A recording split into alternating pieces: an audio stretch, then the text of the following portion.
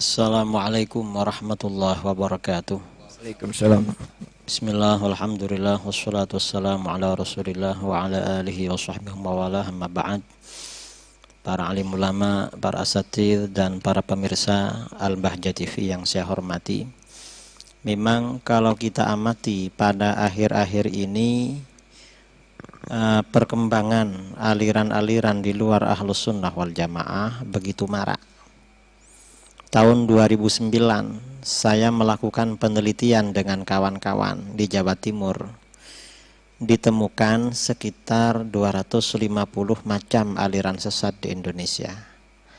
Tapi setelah saya jalan-jalan mulai dari Aceh sampai Jayapura, saya pikir aliran sesat di Indonesia ini bukan 250, mungkin ada 2.500. Nah, salah satu sebab mengapa umat Islam ini terpengaruh dengan aliran-aliran baru, karena terutama minimnya ilmu pengetahuan minim, kemudian aliran-aliran baru seiring dengan derasnya laju reformasi dengan era teknologi yang luar biasa, aliran sesat dari mana-mana datang ke Indonesia. Karena umat Islam memang sudah kurang kuat, tidak punya basic yang kuat tentang Ahlus Sunnah wal Jamaah, akhirnya mereka banyak yang terpengaruh. Apalagi memang aliran-aliran baru ini sering mempersoalkan masalah dalil. Seakan-akan ajaran agama yang kita terima dari ulama-ulama dulu itu tidak ada dalilnya. Padahal memang mayoritas umat Islam di Indonesia belajar agama memang tidak sampai kepada tingkatan dalil, itu yang belajar, apalagi yang tidak belajar. Akhirnya banyak terpengaruh dengan aliran-aliran itu.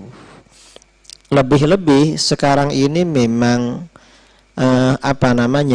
berbagai aliran berusaha menyebarkan fahamnya melalui sarana informasi yang sangat canggih seperti televisi, radio, internet dan lain sebagainya. Nah, orang-orang yang memang jauh dari para ulama atau tidak punya basic yang kuat akidah Ahlus Sunnah wal Jamaah akhirnya terpengaruh. Nah, cara yang paling bagus untuk menghadapi aliran ini adalah melalui dua pendekatan. Pendekatan yang pertama apa? Yang pertama, kita harus memberikan pemantapan, terutama kepada orang-orang yang dianggap tokoh di tengah-tengah masyarakat, seperti para imam masjid, para tokoh masyarakat, para ustadz. Karena terus terang memang di mana-mana ini minim kesadaran dan pengetahuan mereka tentang akidah Ahlus Sunnah wal Jamaah serta dalil-dalil yang membuktikan kebenaran Ahlus Sunnah wal Jamaah. Karena pengaruh aliran-aliran di luar Ahlus Sunnah ini tidak hanya masuk kepada kalangan awam, tetapi juga masuk ke kalangan para pemikir, sebagian para ustadz. Nah, orang terpengaruh dengan faham di luar Ahlus Sunnah wal Jamaah, saya kira itu ada 3 macam. Tingkatan yang pertama, misalnya Wahabi. Orang ini terpengaruh Wahabi, tetapi tidak masuk Wahabi. Tapi walaupun tidak masuk Wahabi, orang ini beranggapan bahwa Wahabi itu aliran yang benar, sama benarnya dengan Ahlus Sunnah wal Jamaah. Karena itu orang ini tidak punya ghirah, tidak punya peduli untuk membela, mempertahankan Ahlus Sunnah wal Jamaah. Karena sudah berpandangan bahwa Wahabi sama benarnya dengan Aswaja. Apalagi memang Wahabi juga mengaku sebagai representasi dari Ahlus Sunnah wal Jamaah. Itu tingkatan pengaruh yang pertama. Pengaruh yang kedua, orang ini masih Ahlus Sunnah wal Jamaah, tetapi ini sudah meragukan kebenaran akidahnya. Kalau yang tadi Aswaja dibenarkan, faham di luar Aswaja juga dibenarkan. Ini yang pertama. Yang kedua, ini ragu dengan kebenaran Aswaja. Jangan-jangan Ahlus Sunnah yang keliru, mereka yang benar. Mengapa benar? Mereka ada dalilnya. Tapi orang ini masih bertahan di dalam Ahlus Sunnah wal Jamaah. Ini lebih bahaya lagi. Dan ini tidak sedikit dari kalangan kita ya, yang ketika berhadapan dengan orang Wahabi itu merasa minder atau aliran-aliran lain, karena menganggap mereka lebih Ahlus Sunnah daripada Ahlus Sunnah yang sebenarnya. Ini yang kedua. Yang ketiga, orang yang terpengaruh dengan kelompok di luar Ahlus Sunnah wal Jamaah ini bukan hanya ragu-ragu, tetapi memang sudah langsung keluar dari Ahlus Sunnah wal Jamaah dan ikut terhadap aliran yang baru itu. Nah, untuk orang yang semacam ini, tiga kelompok yang terpengaruh dengan aliran-aliran di luar Ahlus Sunnah wal Jamaah, pendekatan yang harus kita lakukan kepada mereka, tentunya kita harus mengikuti, meneladani para ulama dulu di dalam memperjuangkan akidah Ahlus Sunnah wal Jamaah. Pendekatan apa? Terutama pendekatan keilmuan. Kita tahu Imam Asy'ari, Imam Abul Hasan al-Asy'ari dan murid-muridnya, beliau ini bukan seorang tokoh yang dekat dengan dunia politik.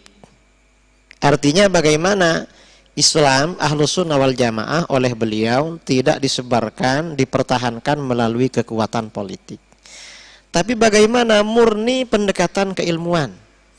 Pendekatan keilmuan yang dilakukan oleh Imam Asy'ari melalui tiga pendekatan. Yang pertama, menyebarkan informasi dalil-dalil kebenaran Ahlus Sunnah wal Jamaah dan mengungkap kebatilan, syubhat-syubhat faham di luar Ahlus Sunnah wal Jamaah. Ini melalui kitab-kitab. Jadi karangan-karangan beliau sebagian ada yang menjelaskan dalil-dalil Ahlus Sunnah wal Jamaah, juga ya kitab-kitab akidah murid-murid beliau, ada yang membongkar syubhat-syubhat, kesalahan-kesalahan ajaran di luar Ahlus Sunnah wal Jamaah melalui karangan-karangan. Yang kedua, beliau juga melakukan kaderisasi. Jadi murid-muridnya memang dilatih oleh beliau melalui pendidikan akidah Ahlus Sunnah wal Jamaah. Yang ketiga, ini juga tidak kalah, beliau ini tidak kalah penting, beliau ini siap berdialog dengan kelompok-kelompok di luar Ahlus Sunnah wal Jamaah. Bahkan sebagian murid beliau itu asalnya orang Syiah Imamiyah, lalu setelah diajak berdialog secara dari hati ke hati, secara ilmiah, akhirnya menjadi pengikut beliau dan salah satu muridnya. Nah, Imam Asy'ari ini tidak jarang menghadiri majelis-majelis orang Mu'tazilah maupun aliran-aliran lain. Dan murid-muridnya juga demikian. Ketika mereka menyampaikan pandangan tentang ideologi sesuai dengan akidahnya oleh para ulama kita di kantor, ini yang dilakukan. Dan Buya Yahya dulu telah melakukan ya dengan salah satu tokoh Wahabi di Cirebon. Dan saya kira itu sangat bagus. Terutama itu kita lakukan di depan masyarakat. Ini memang cara cara pemantapan Ahlus Sunnah wal Jamaah. Dan ini penting, cara metode semacam ini kita sampaikan kepada para penceramah, para kiai, para ulama, agar di dalam ceramah-ceramah ini tidak monoton ya seperti apa adanya, tetapi juga menyampaikan bagaimana sebenarnya dalil-dalil Ahlus Sunnah wal Jamaah. Karena masyarakat ini banyak meninggalkan ajaran Aswaja. Itu ternyata setelah kita tanyakan, mereka beranggapan katanya ajaran Aswaja tidak ada dalilnya. Yang ada dalilnya Wahabi. Dan ternyata alhamdulillah setelah dalil-dalil Ahlus Sunnah kita sampaikan kepada mereka, dalil yang disampaikan oleh Wahabi tidak sesuai dengan apa yang didalilkan, akhirnya banyak yang kembali kepada Ahlus Sunnah wal Jamaah. Ini sangat penting. Dan jangan dianggap jangan dianggap tidak penting kita ini memperjuangkan Ahlus Sunnah wal Jamaah. Karena pengaruh faham Wahabi dan faham-faham lain ini luar biasa. Contoh ya, dulu para kiai dulu, para mubaligh, kalau ada acara Maulid Nabi, baginda Nabi Shallallahu alaihi wasallam, biasanya di dalam acara-acara Maulid, para ulama ini di dalam ceramah menyampaikan tentang keistimewaan, tentang syama'il, khosois ya, tentang hal-hal yang luar biasa yang terjadi bagi baginda Nabi, juga para nabi yang lain alaihimussalatu wassalam. Akhir-akhir ini dalam 30 tahun terakhir, 20 tahun terakhir ya, sekitar 20 tahun terakhir, setelah orang-orang Wahabi ini marak, di mana mereka setiap menjelang bulan Maulid mereka sudah menyiapkan hujah-hujah yang mereka anggap kuat untuk menafikan pentingnya acara Maulid, bahwa Maulid itu bid'ah, Maulid itu haram dan lain sebagainya. Akhirnya para mubaligh kadang tidak sempat menyampaikan khosais, keistimewaan para nabi. Akhirnya para mubaligh, para penceramah, waktunya tersita untuk membicarakan dalil acara Maulid. Akhirnya masyarakat tidak mengenal nabinya. Nabi itu sebenarnya bagaimana? Karena masyarakat sudah tidak kenal keistimewaan nabi sebenarnya bagaimana, ada orang-orang ngaku menjadi nabi, masyarakat kita mudah percaya.